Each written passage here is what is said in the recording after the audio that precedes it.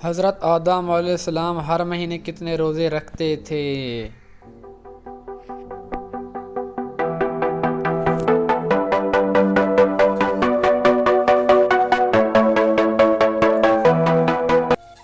जी तो दोस्तों 3 रोज़े। किस बादशाह के दौर में हफ्ता 10 दिन का होता था? दोस्तों अगर आपको वीडियो अच्छी लगी तो चैनल को सब्सक्राइब लाजमी करें।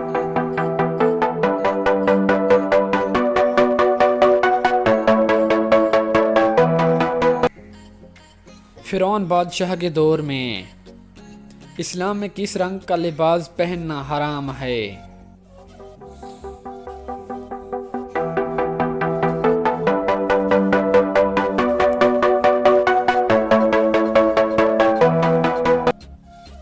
कोई भी नहीं।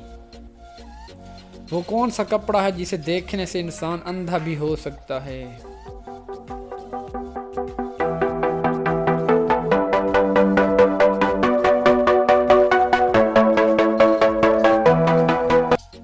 जी तो दोस्तों अहले जन्नत का कपड़ा अगर इंसान दुनिया में देख ले तो वाकई अंधा हो जाएगा।